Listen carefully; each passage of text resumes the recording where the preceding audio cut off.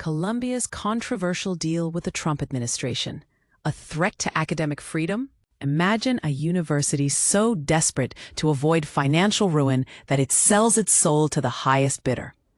That's the unsettling reality unfolding at Columbia University, where a $221 million payout to the Trump administration has sparked a national debate about the future of academic freedom.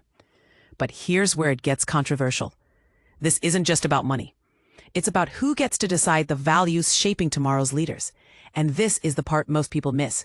The agreement doesn't just protect Columbia's funding. It carves a dangerous loophole for political interference in education. The deal, finalized after weeks of tense negotiations, requires Columbia to pay the U.S. Treasury in 3 installments to resolve federal investigations into alleged failures to protect Jewish students from discrimination. In exchange, the university hopes to avoid further grant cuts and restore its tarnished reputation. Yet this transaction feels less like a resolution and more like a surrender. As one professor put it, Columbia traded its intellectual independence for a lifeline. And now every university in America is watching to see if this becomes the new normal. The stakes are staggering. The Trump administration's crusade against woke academia has already targeted curricula, DEI initiatives, and faculty hiring practices. Columbia's settlement includes concessions that critics argue will reshape campus culture. A vice provost to police balanced Middle East studies, new hires for pro-Israel research, and ongoing federal oversight of civil rights compliance. Supporters argue these steps address long-standing biases in certain programs, where some faculty have been accused of fostering anti-Israel sentiment. But at what cost? As one alumnus asked, should universities serve as ideological battlegrounds for political agendas? The government's role in this saga is particularly chilling.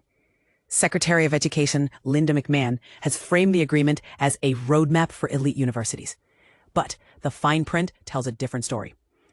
While the deal claims to protect academic freedom, it grants the federal government the power to appoint a monitor, Bart Schwartz, a former Giuliani prosecutor, to review faculty hiring and curriculum changes.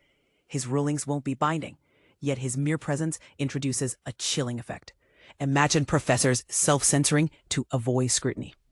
And if Columbia fails to comply, the door reopens for another round of investigations. This isn't oversight, it's leverage. Franklin Foer, a vocal critic of Columbia's handling of anti-Semitism, acknowledges the need for reform, but warns of the precedent set here.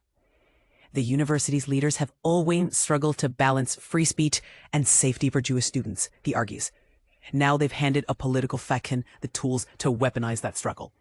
The irony? Many of the reforms, like hiring more pro-Israel faculty, align with Foer's own views. Yet he sees the bigger picture.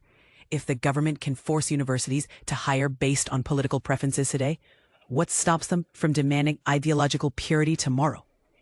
The settlement also highlights a deeper rot in American higher education. For years, Columbia's leadership has been accused of ignoring anti-Semitic incidents and shielding faculty with questionable records. But rather than address these issues independently, the university waited until the federal government intervened. As Rose Horowitz points out, this isn't reform. It's a power grab disguised as accountability. And with Vice President J.D. Vance, a self-proclaimed war on critical vice theory advocate, now in the administration, the message is clear. Universities must align with conservative values or risk losing their funding. So what does this mean for the future of academia? The Trump administration's playbook is now on display. Pressure universities financially, demand ideological concessions, and install monitors to enforce compliance. The question isn't whether this will happen again, but how quickly. As one Columbia student tweeted, "We came here to question everything. Now we're scared to speak at all." The debate isn't just academic. It's personal. Will universities remain sanctuaries for free thought or become political tools? Should the government have a say in who gets hired or what gets caught? And what happens when the next administration uses the same tactics to push its own agenda? The answers matter for every student, professor, and taxpayer. So we ask you, is this the future of education or a warning shot? Share your thoughts below, because the next chapter in the story depends on the voices that rise to speak up.